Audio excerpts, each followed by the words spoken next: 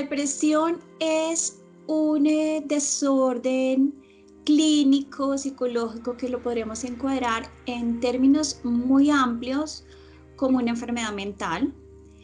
En términos, en escala diríamos que como cerrando la escala, hay una gran categoría que es las enfermedades mentales, y dentro de la categoría de enfermedades mentales hay algo que se llaman o que llamamos los desórdenes psicológicos.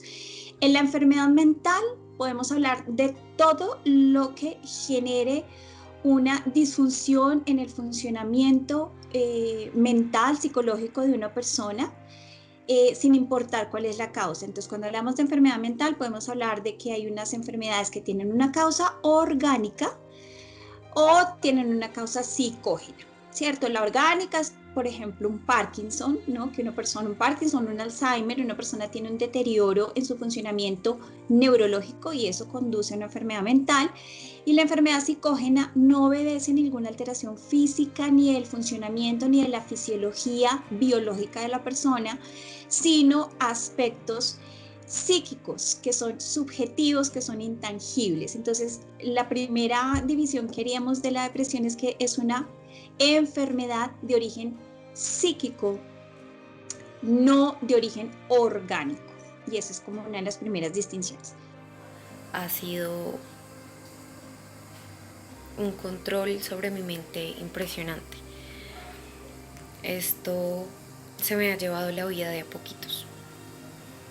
Y cuando no lo aprendes a manejar es mucho más difícil. La depresión es una alteración de origen psíquico o psicógeno en el funcionamiento emocional de la persona, que se caracteriza por un estado irracional o anormal de tristeza, de fatiga, profunda, y pues de una, digamos, que interfiere con el funcionamiento vital de la persona. Fundamentalmente es eso. Hace muy poco tuve un episodio de ansiedad bastante grande, el cual me afectó demasiado emocionalmente, físicamente. Los síntomas en mi cuerpo se manifiestan de una manera completamente diferente. El día en el cual tuve el episodio de ansiedad, empecé a llorar de una manera descontrolada. No tenía, digamos que un motivo claro, pero sentía que necesitaba librarme ya, por temas del encierro, por temas de que todo en mi vida estaba empezando a andar de la peor manera.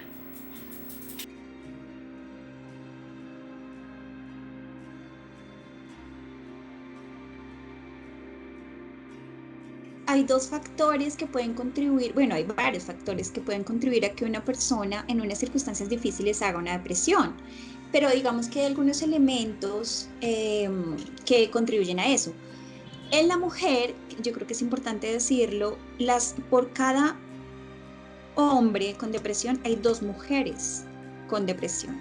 O sea, estadísticamente las mujeres doblamos la prevalencia, ¿no? O sea, estadísticamente doblamos la cantidad de casos en comparación con la cantidad de casos de hombres con depresión.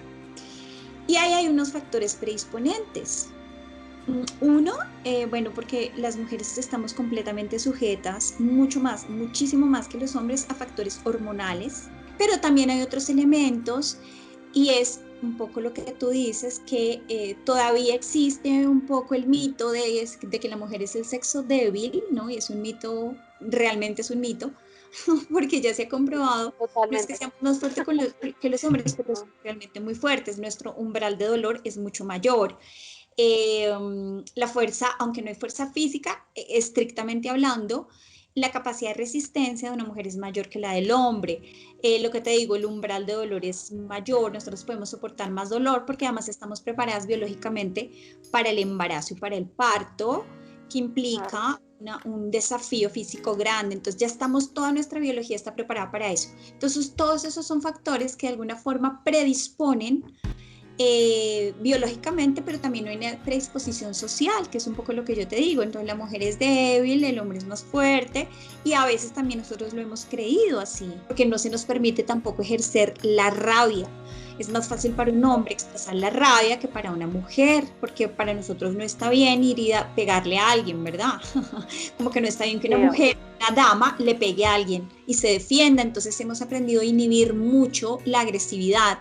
Y el inhibir la agresividad debilita nuestra fuerza del yo, porque la agresividad es una emoción, la ira, la rabia es una emoción adaptativa, pero las mujeres la hemos inhibido tanto que fíjate que a veces es más común que una mujer llore de la rabia, ¿no?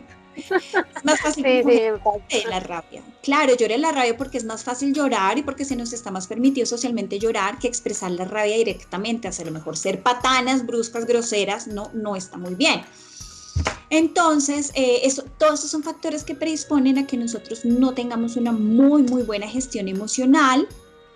Y si además tú eso le sumas factores de personalidad, le sumas un sistema de creencias a lo mejor que no contribuye a la gestión emocional adecuada, que no tenemos de repente estrategias de autorregulación emocional adecuadas, porque a lo mejor somos más evitativas, preferimos evitar el rollo, el bonche, el conflicto, que meternos en el rollo, el bonche, el conflicto.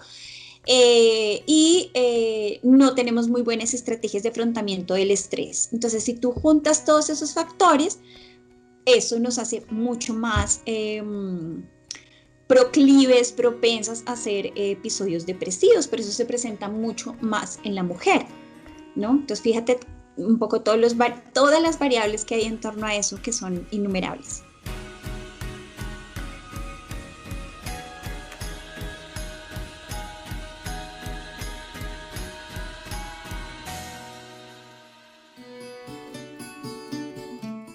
Era tanto el desespero, de verdad, que ustedes no se logran imaginar que yo tenía, que no pensaba en nada, que no podía ver más allá.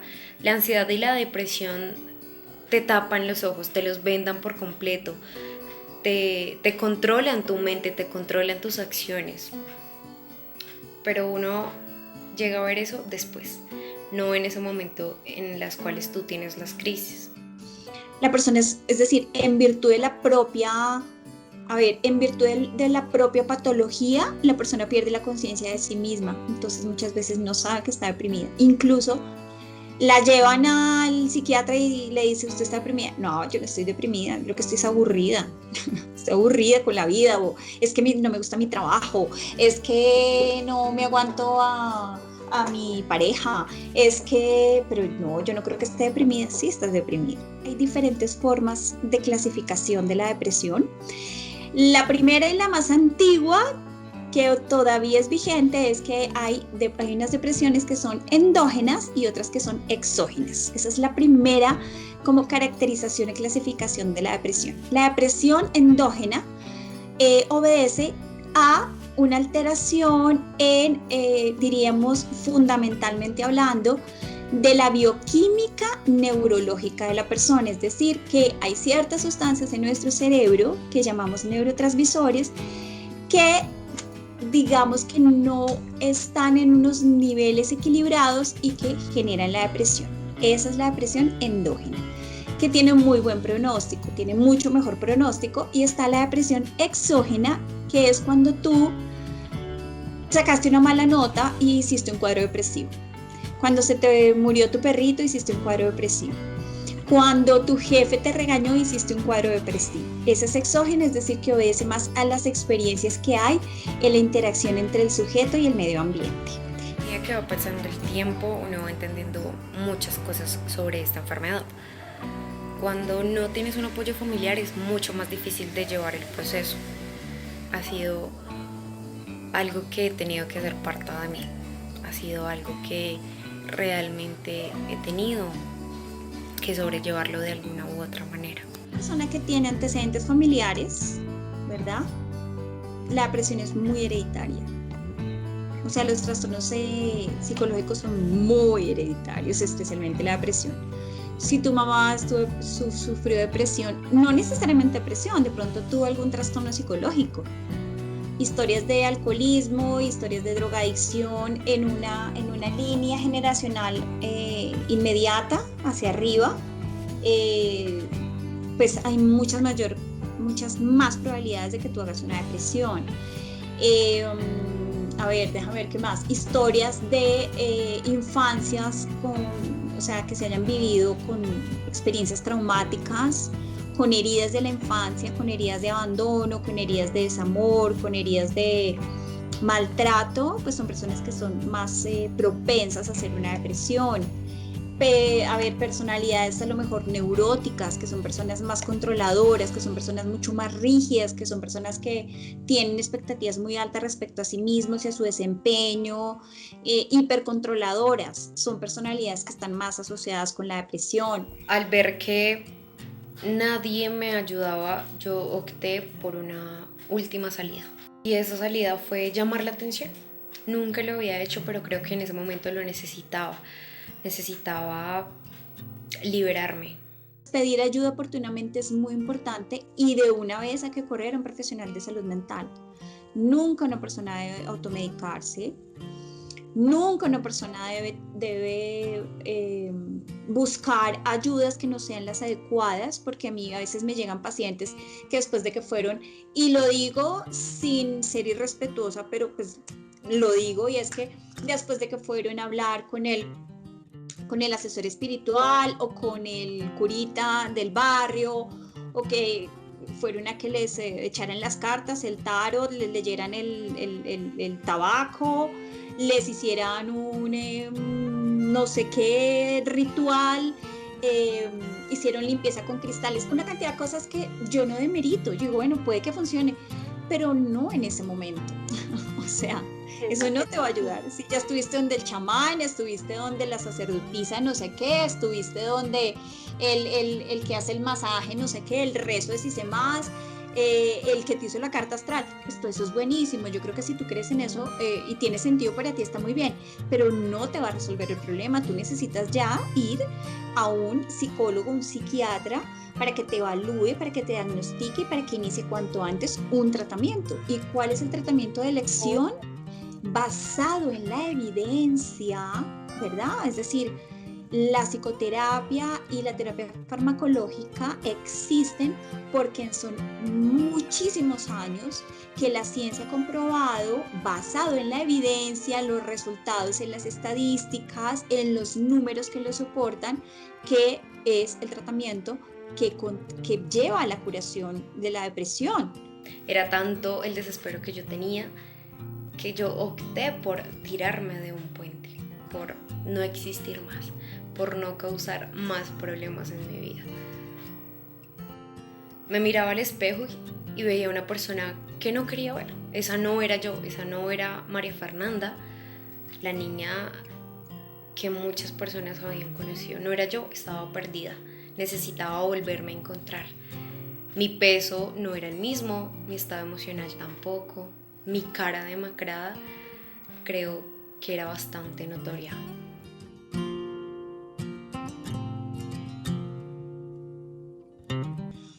No en todos los casos se requiere la terapia farmacológica, pero la psicoterapia es fundamental, fundamental, especialmente en los casos en que la depresión es exógena, ¿verdad? Más que nunca en la vida, porque hay una cantidad de factores psíquicos que no te los va a resolver ningún medicamento, y es como tu sistema de creencias. Si tú tienes un conjunto de creencias muy negativas respecto a la vida, o si tú tienes una idea de ti mismo o expectativas muy elevadas de que todo te tiene que salir perfecto, ¿sí? Que es un poco como lo que ocurre con las personalidades neuróticas, que son las personas tan autoexigentes. Si no les sale bien, se deprimen. Pues claro, lo que hay es que replantear esos estándares personales, y eso solo se puede hacer en terapia. O sea, no hay ningún medicamento que ajuste las expectativas que tienes de ti mismo. Eso solo lo hace la terapia, solo lo puedes hacer en un ámbito terapéutico. Siempre para todo en la vida va a haber una solución. Y aunque muchas personas opten por dejar su vida, yo opto por avanzar. Yo opto por buscar soluciones, porque a mí me da miedo la muerte, me da miedo morir. Y aunque a veces en su momento lo deseaba y lo anhelaba, en este justo momento en el cual he llevado un proceso de recuperación internamente, en el cual estoy tratando de volver a ser yo con todas las fuerzas de mi corazón, siento que hay un mundo más allá de la depresión y la ansiedad. La vida tiene cosas grandiosas para todos los seres humanos. Por algo estamos aquí. Así que ánimo.